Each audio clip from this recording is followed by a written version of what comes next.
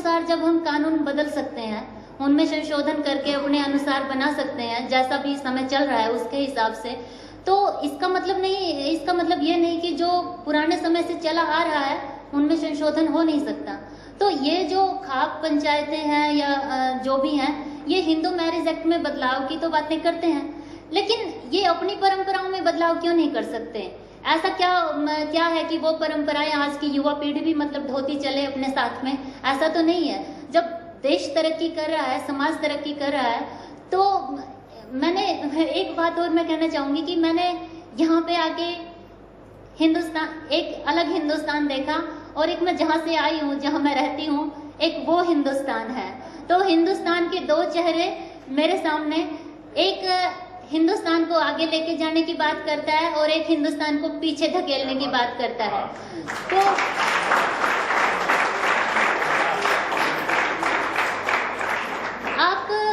मैं यही कहना चाहूंगी युवा पीढ़ी को कि आप अपने जो भी आपसे बड़े हैं, आप उनका सम्मान करिए, अपनी ड्यूटीज हैं, जो आपके कर्तव्य हैं, आप उनको पूरा करिए बड़ी शिद्दत के साथ। लेकिन कर्तव्य को निभाते निभाते कहीं ऐसा ना हो कि आपके अधिकार आपसे धीरे धीरे छीनना शुरू कर दिए जाएं।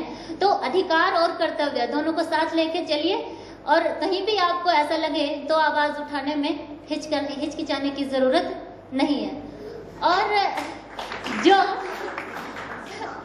और जहाँ तक माता पिता हैं, आपने कहा कि मनोज बबली के बाद भी काफी सारे केसेस हुए हैं, और एक ऐसा केस रोहतक के पास, सीएम सिटी रोहतक, वहाँ इतनी निर्ममता से लड़का लड़की को मार दिया गया, लड़की को मार के रात को ही जला दिया गया, और लड़के के शरीर के टुकड़े टुकड़े करके उसके घर के सामने फेंक दिए गए। और जो लड़की के पिताजी, वो ये कह रहे कि हमें कोई पछतावा नहीं है इस चीज का। वो तो कहेंगे क्योंकि, लेकिन सबसे बड़ी बात ये देखने में आई कि जो लड़के के घर वाले थे, उन्होंने भी पुलिस स्टेशन तक जाना जरूरी नहीं समझा। तो हम ये कह सकते हैं कि हम है ना, इसको एक अप्रत्यक्ष रूप से हम इसको, एक तो होती है बिल्कुल प्रत्यक्ष रूप से हम किसी को सपोर्ट कर रहे हैं, ये अप्रत्यक्ष रूप से बढ़ावा देने वाली बात है कि आप, अगर आपके साथ गलत हो रहा है, आप उसके खिलाफ आवाज नहीं उठा रहे। So, मैं तो कहूँगी कि Karoran should watch out, because we can see a future woman sarpanch, I think, from Karoran. And now I'd like to, ask Chhavi Rajawat, who's the sarpanch of Sodha village in Rajasthan, to step in. Rajasthan also sees honor killings, and just to tell us something about the state where you come from. How strong is the hold of the Khaps and the... See, Khap, the terminology by itself may not be used in other states, and therefore if you actually go to rural sectors and you speak of Khap Panchayat, people have a question mark on their faces. But yes, local societies have their own norms, and unfortunately, as Chandra also pointed out, as we know in the olden days, where the concept of Varn existed, eventually moved to caste, but the concept of casteism, Jatiwad, did not exist the way it exists as of today. And unfortunately, it is also getting politicized, which is dividing our societies further and just complicating matters much further. And that is what needs to be looked into. The issue arises because, as Seema pointed out, there's a lot of fear factor because of which people are scared to take a step forward. Which parent does not love his or her own child? But the society puts upon them pressures, especially in rural sectors where even the basic amenities, the very basics for the family to survive needs to be fought on a daily basis. And as a result of that, people are so broken and do not have the strength enough to stand up for their own rights or the rights of their own child. And therefore, these atrocities happen across various societies, at various levels, across various states. And I feel what really is required is for these societies, especially the rural sector, to be empowered. And as Seema rightfully said, दुख की बात है कि अगर आप grassroot bureaucracy से बात करें या पॉलिटिशियन से बात करें, दोनों यही बोलेंगे कि अगर हमने हमारे ग्रामीण क्षेत्र को सशक्त कर दिया तो हमें वोट तो नहीं बोलते हैं, ये बोलते हैं कि हमें पूछने कौन आएगा। ये सोच से जब लोग आगे चलते हैं, that is the vision that our leaders have, then obviously these kind of situations will continue to remain because they want that sector to remain that way so that they can win the votes. Just make false promises, as often happens, and people end up falling for those because they are fighting for their daily bread and butter. Where do they get that from? So I feel it is important to empower our rural societies, for which we all need to get together and form collaboration and partnerships. If the politicians are not doing it, if bureaucracy is not doing it, we all can collectively stand up together and do that. And that is what the need of the hour is. And along with that, education. Unfortunately, we have moved away from the holistic form of education, where there was the spiritual, as well as the materialistic aspect, which used to be taught collectively, where the individual growth of the child was looked into, which is all getting commercialized. Of course, in the rural sector, the education, quality of education is very, very dismal. You can't even expect that holistic growth of the child to be brought in, given how the situation is. But I will not get into that. However, it does play a huge role, because if that holistic development and the holistic education is provided, then you are able to nurture the humanitarian qualities, the humanitarian traits that is needed for us to first realize that we are humans first, and anything and everything else after. And as Seema rightfully said, the concept of insaniyat, the concept of humanitarian qualities, is what we need to realize, that is what makes us human, and we need to follow those and imbibe those in every day-to-day activities, and that is what we need to work towards. Unfortunately, given the condition, I'll go back to reiterating the same, the fact that people have to fight for the basic, forget bread and butter. In my village, we don't have safe drinking water available. After air, water is essential for survival. Food you can survive without for a longer time. When you don't have that available, how can you expect people to have the strength enough to stand up for anything beyond that? So what is the challenge for you as an elected Sarpanch to take on the Jativads or take on the caste groups in your area? See, in my case, I made it very clear right at the very beginning in my village that I'm not for Jativad, that I will not tolerate, or that my tolerance levels to such issues are, just not there at all. And the people realize that. And when I speak to the villagers, when you have a one-on-one, everybody will say that it is not correct, it should not exist. But at the same time, they also say, if you do not follow, and I'll share this, many of you will not know, for some strange reason, the government believes that an individual will change his or her caste every 6 months. The one document the Sarpanch has to sign on a regular basis is the Jativad Praman Patra. And that is shocking, And of course, you realize it is basically they need to keep track of, what the caste votes are going to be like, what the ratio is, and that's why it is done. I have been questioning it from day one, and so when I talk to people, they're like, well, if we, it's politics, because if we don't sign this document, how will we get the benefits we need? And it's not benefits alone. When a young child, when he or she starts going to school, during the admission time, that form is required. If the form is not available, the child will not get admission. When a youth applies for a job, or even to get admitted into a college, that student needs that document. So what are we really doing? What are our politicians doing? That is what needs to be questioned. It's unfortunate that I think we should learn from history that how people were able to invade India and rule us was through divide and rule. There is a possibility of uniting people and moving ahead, taking our society, our community, taking our country ahead. That is what our politicians and bureaucrats need to work towards, and I think that is what needs to come in the forefront to change that and get us moving towards a positive direction. And unless until you don't empower people, you cannot bring that positivity in, because unless until you're content and happy, you will not think positively. There will be negativity creeping in. Okay, there was a new separate law against honor killings contemplated, and it was tabled by the law minister, and then it was scuttled by various political forces. Would you be in favor of a separate law which looks at honor killings and... See, a murder is a murder. And there needs to be laws for that. And I don't think any of us have a right to really decide who has a right to live and who does not. And I think that needs to be in place. towards the end of my book, I have just given a little afterword which discusses what really happened to a separate law for honor killings, which the then Law Minister Veerappa Moily had announced immediately after the Manoj and Babli case, their judgment had come out.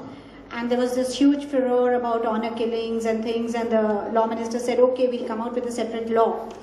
And there was a draft law which attempted to put the burden of proof on the accused, just like we have in the for the Dowry Act. This was opposed by almost all the northern states, with Haryana taking the lead. The Haryana Chief Minister himself wrote to the Law Minister why this law should not be there, because they said that when there's a group of people, for instance the Khap Panchayats, and how will you establish accountability for each one of them? And that law was eventually put on the shelf. The Law Commission said, okay, we cannot enact it in its present form. But where the government failed to bring in a law, the Supreme Court stepped in. And in 2011 passed a judgment which said that all Khap Panchayats are illegal and unconstitutional, and any honor killing falls under the rarest of rare case and should be given a death sentence. So it defined and charted the course for lower courts to take, trial courts, where this Manoj and Babli case, for instance, it was a Karnal trial court where this happened. And later on, when I spoke to the judge, Vani, who delivered the judgment while I was researching this book, she told me, she says, if at that time we had this law or even this judgment from the Supreme Court, it would have been much more easier for me to give them the death sentence, whereas I just applied the normal rules which are there for a murder case. She treated it like a murder case, and she the quantum of punishment when she had to decide, she awarded them the death sentence, which was again quite earth-shaking at that time. But she said that now it will become easier for other courts where more of these cases are now reaching the courts, particularly after their success, because now there is some more support for these cases.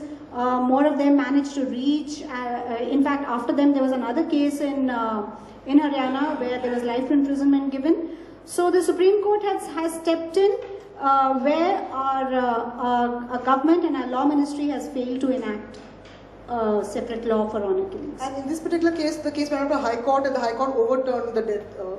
Verdict, and sort of gave him life imprisonment. It was and commuted. The Congress worker got out actually totally. Yeah, he was acquitted. When the case went in appeal to the High Court commuted the death sentence to life imprisonment for all of them, and 2 people were acquitted. The main person, Ganga Raj, about who I told you that when he was a proclaimed offender and he was roaming around in the countryside with great immunity, and he went and garlanded the Chief Minister. The same person has been acquitted by the High Court, and presently the case is in appeal before the Supreme Court. Okay, I think we'd like to take questions from the audience now. Please say who you're addressing your question to. Ladies and gentlemen, this session being a little special, so we've allotted a little more time to the question answers, but we'd appreciate if the questions are short, precise, and just to one person. So you can come up with your random questions, and it starts now. There you go, sir. Yes, sir. There's a mic coming that way. Should I ask my question in the middle? Is it there? Where are you? We can't see you. Here. Hi. Okay, go for it. My question is, since you mentioned that Khap Panchayats and honor killings are the rarest of rare murder cases, do you think that a special law will make abetment to murder or abetment to an honor killing punishable to the extent that it's not punishable under the current system, and therefore would lead to punishing someone like the Congress worker, against whom there will be evidence, but not enough evidence in an average murder case as to not let him get away scot-free? Precisely, because what the proposed law envisaged was just this, that putting the burden of proof on the accused.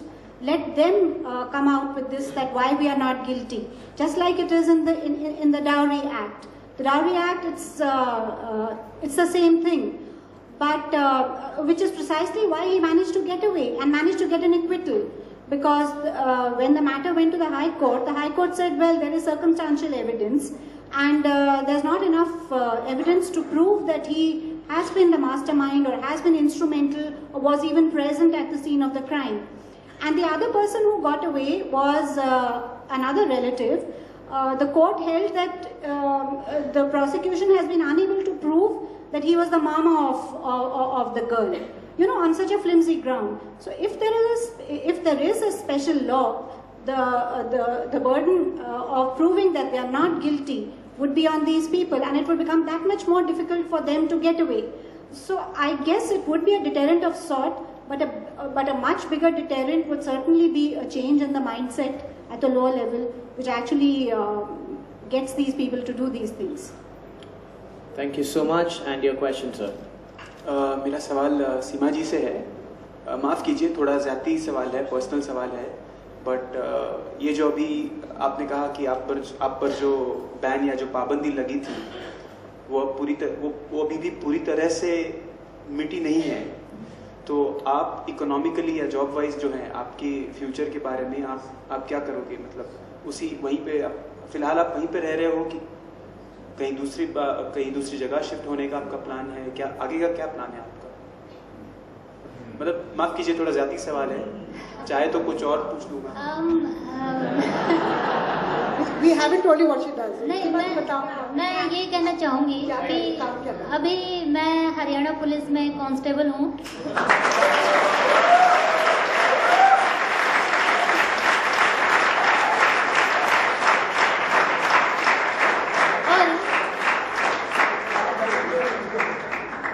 और पढ़ाई मेरी अभी मैंने की है, LLM final year चल रहा है मेरा.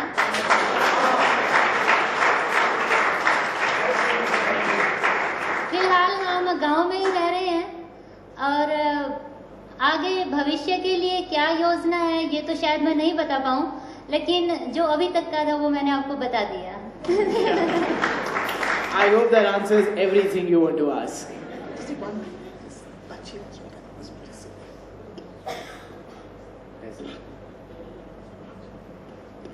Ladies and gentlemen, there's an announcement to be made by Bachi ma'am. She's one of the most important person Times of India has ever had. So can we just have an announcement? And we'll continue with the questions after that. Yes, we'll continue.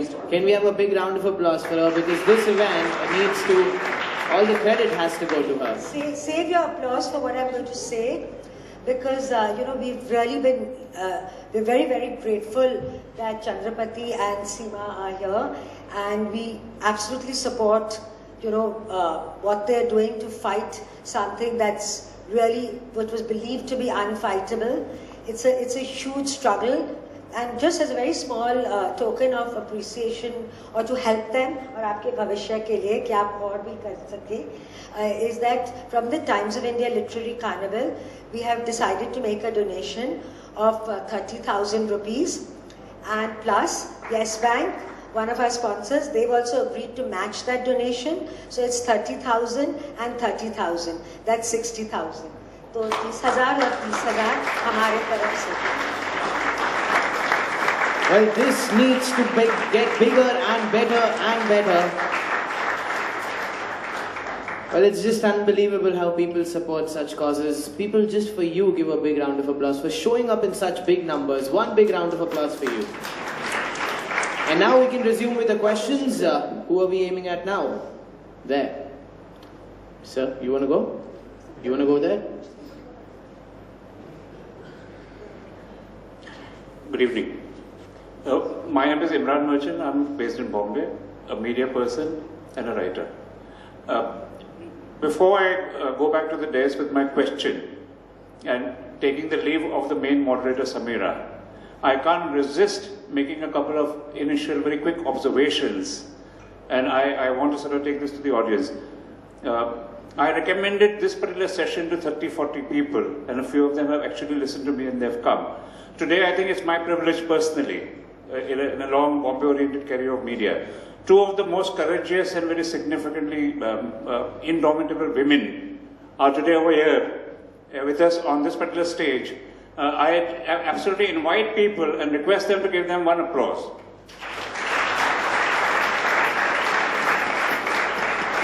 Well, sir, that was really sweet of you, and now we'd appreciate we have the question. Which is it's a time constraints, the times of India. I'll just take the 30 seconds more to ask my question now. Yes, sir. You can go for it. Chavi could maybe take this. And the question has got these two parts. How is that particular normal process of the Panchayati Raj, which is referred to the elected panchayats, clearly different from this particular phenomenon of the Khap Panchayat? And the second part, even when the author was trying to attempt to, it didn't become very clear as to how the existing provisions of the IPC and then the especially new creation of a new law for honor killing is going to come about. What are going to be the special provisions of that new proposed law, which are going to be very different from the existing ones, which will cover certain aspects of honor killing per se? When you're trying to explain that part, it didn't come out very cogently and clearly. I would like you to sort of go back to that again, please. Thank you. Specifically, it was going to be an amendment to the Indian Evidence Act to put the burden of proof on the accused. But that law has been shelved. It's not, some of the draft provisions, they were completely